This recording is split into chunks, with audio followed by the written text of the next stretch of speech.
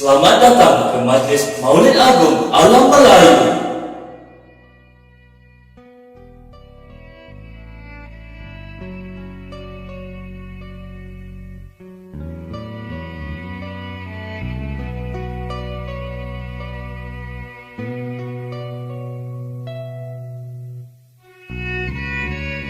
Alam Melayu dalam tilikan kasih baginda Nabi sallallahu alaihi wasallam. Alam Melayu halaman para wali. Isyarat baginda Nabi sallallahu alaihi wasallam, sepeninggalanku ada sebuah negeri atas angin bernama Samudra. Datangilah negeri itu dan ajaklah mereka memeluk Islam. Allah akan menjadikan negeri itu tanah kelahiran ramai wali Allah. Alam Melayu menadah kehadiran zuriat Nabi. Sayu baginda Nabi sallallahu alaihi wasallam bersabda, kami Ahlul Bait telah Allah pilih akhirat lebih dari dunia. Kaum kerabatku akan menerima bencana dan penyingkiran selepasku kelak. Sehinggalah datang suatu kaum dari sebelah timur dengan membawa bersama-sama mereka panji-panji berwarna hitam. Mandat baginda Nabi terhadap Kesultanan Melayu Melaka. Maka sabda Rasulullah sallallahu alaihi wasallam, ucap olehmu asyhadu an la ilaha illallah wa asyhadu anna Muhammadar Rasulullah. Maka dituruti oleh raja kecil besar seperti yang diperintah. Adapun namamu Sultan Muhammad Shah, esok hari apabila asar matahari, datanglah sebuah kapal dari Jeddah. Turun orangnya sembahyang di pantai Melaka ini. Hendaklah engkau ikut barang katanya, sembah raja kecil besar. Baiklah tuanku, yang mana sabda junjungan itu tiada hamba ingkari. Para kasihkan Nabi pernah marak menyala di bumi Melaka.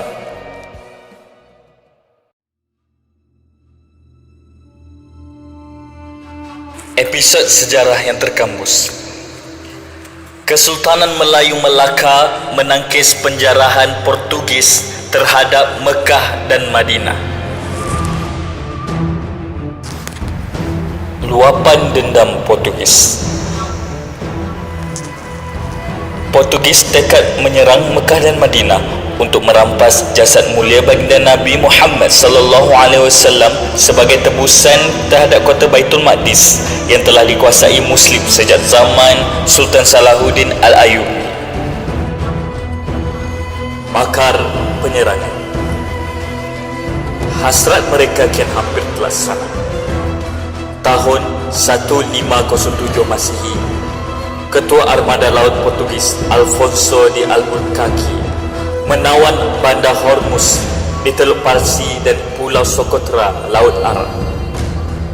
Setelah membina kubu ketenteraan, menjelang tahun 1509, mereka siap menyusun ketumbukan tentera untuk misi menyerang Mekah dan Madinah.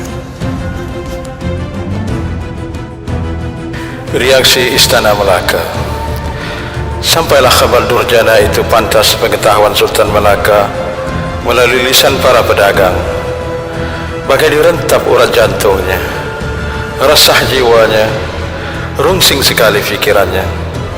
Sultan tidak tega lagi berduduk diam. Difikirnya siasat dengan sekalian pembesar negeri. Rencana buruk itu sama sekali tidak boleh dibiarkan berlaku.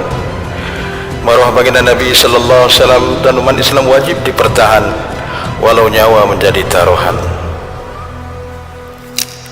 Dicermati dengan saksama suasana zaman, diselidiki jalan fikir musuh, apa yang dicita mereka, ditimbang pula sudut kekuatan Melaka, bagaimana Melaka mampu menghalang. Syura Sultan bersama pembesar negeri. Sultan tegas mengulas, wahai para pembesar negeri yang semangat dan jasa kalian telah bersebati dengan Melaka. Sungguh kesultanan ini dibangkitkan Tuhan tiada lain maksudnya selain menjadi wadah menakung kepimpinan kaum keluarga Nabi yang dizalimi di negeri mereka sendiri. Mereka berdatangan ke daerah ini menurut pedoman Nabi, menyusul kibaran panji-panji hitam di timur. Panji itulah kebesaran Kesultanan Belahan Timur. Kalau sudah demikian aturannya, bangkit kesultanan ini demi membela keluarganya Nabi, maka kalaulah ditakdirkan runtuh kerajaan ini, biarlah runtuh demi mempertahankan maruahnya baginda Nabi.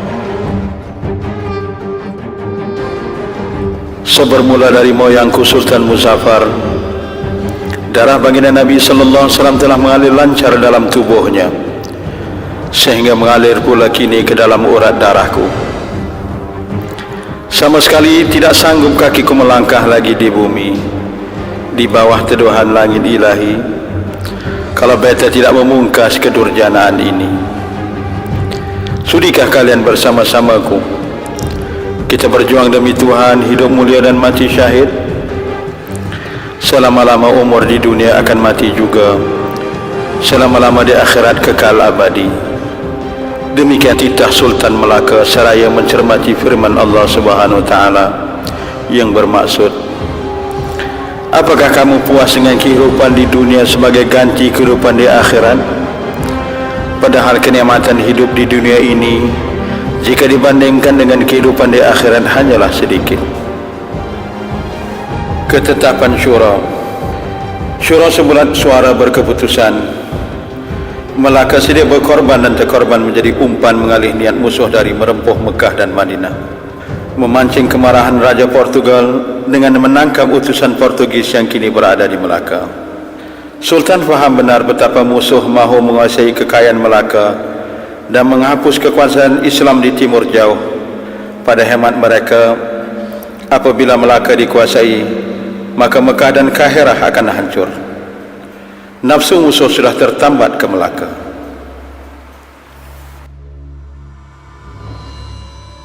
Sultan bertindak. Utusan Raja Manuel diperkenan menghadap Sultan Melaka. Tanpa segan silu disampaikan dikri Raja Portugal mendakwa dirinya sebagai penaung Kesultanan Melaka. Melaka dituntut membayar ufti dan dilarang menyebarkan Islam, malah disuruh menyebarkan agamanya.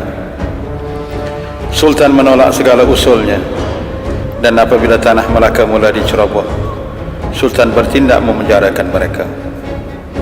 Hal ini menjadikan Raja Manuel murka bukan kepalang. Lalu dikerah Afonso segera menyerang Melaka.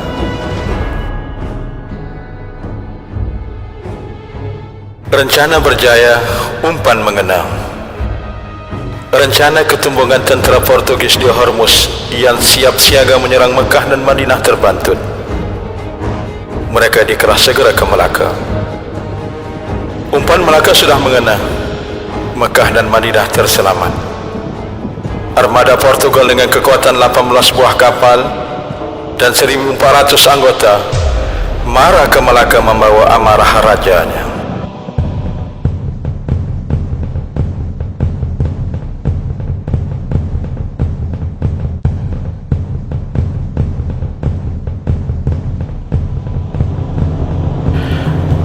Penyerangan musuh.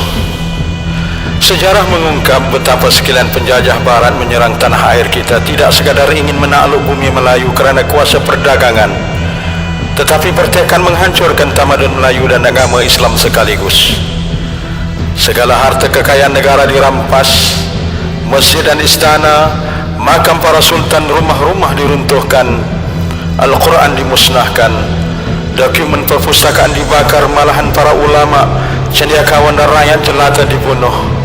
Mereka mahu memungkas habis akar tamadun Islam di alam Melayu. Mempertahan maruah dengan gagah berani. Gelombang serangan musuh yang berdali arus disambut pahlawan Melayu dengan gagah berani. Para mujahidin diketuai oleh para panglima terbesar kerajaan Melayu. Datuk Panglima Hitam Arya Putra, Panglima Sultan Arifin Syekh Ismail Pulau Besar, Tun Fatimah Ibni Tun Mutahid, waris Datuk Laksmana Hangtua. Ribuan prajurit Melayu terkorban dalam tragedi itu. Kota Melaka jatuh ditawan Portugis tanggal 24 Ogos 1511. Kesatuan jiwa Nusantara. Namun Melaka tidak dibiarkan sendirian meratah nasibnya. Jauh dari ufuk selatan berdedai datang bala tentera dari tanah Jawa, diketuai Pangeran Arya Sabrang Lor, Sultan Kajani Islam Demak kedua, yang terkenal dengan gelaran Pati Unus. Panglima besar tanah Jawa itu tampil membela umat yang terjajah. Namun serangan tahun 1517 itu belum berjaya merobek kubu pertahanan Portugis. Beliau kembali ke Jawa menyusun kekuatan baru. Pembelaan mujahid seluruh Nusantara. Tekad membela Islam di bumi Melaka tidak pernah padam. Diutusnya surat jihad kepada seluruh kerajaan Islam alam Melayu se-Nusantara. Nusantara lalu menjawab dengan mengirim ribuan mujahidin gabungan dari kerajaan Demak, Palembang, Jambi, Ternate, Aceh, Pagaruyung dan dari seluruh pelosok alam Melayu, hadir dengan 375 buah kapal perang. Bergandingan dengan prajurit Melayu Melaka, mereka mengepung dan bertempur sekian lama tanpa henti. Selama 7 purnama bumi Melaka bermandikan darah syuhada yang berkorban dan terkorban demi mempertahankan panji-panji Muhammad, berjuang bermati-matian menjunjung kalimah syahadah. Inilah sejarah yang mahu dilenyapkan dari jiwa umat.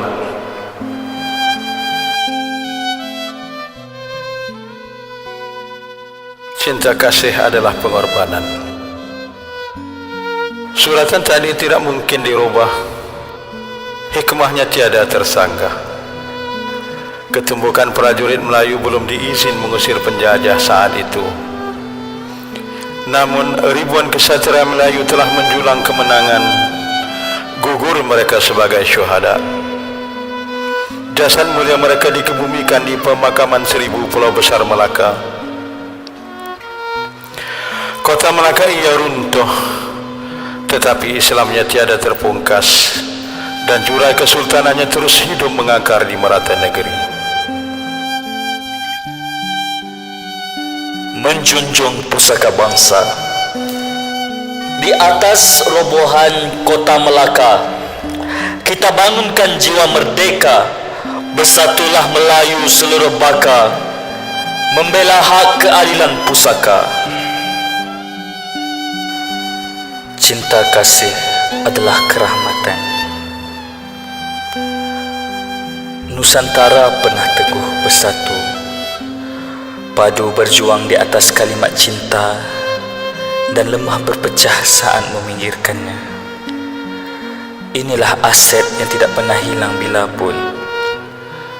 Betapa kasihkan Nabi sungguh adalah teras penyatuan umat Melayu seluruh Nusantara. Ia bukan retorik, penyedap bicara, tetapi hakikat di alam realiti. Bumi Nusantara pernah menjadi saksi.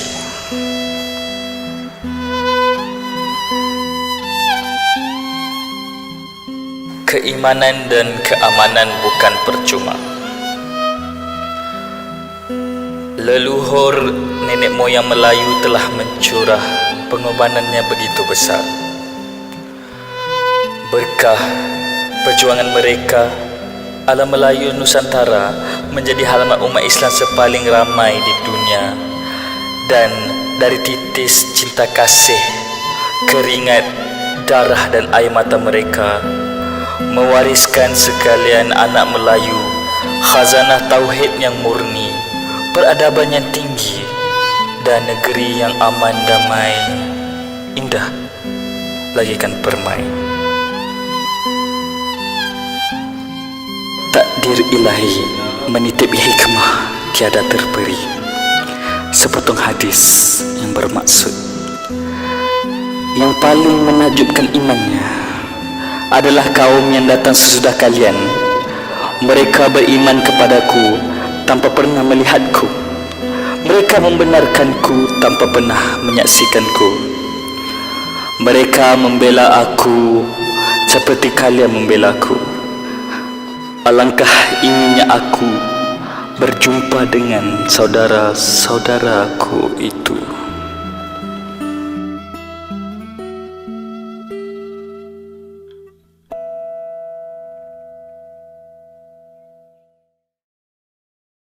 Bismillahirrahmanirrahim.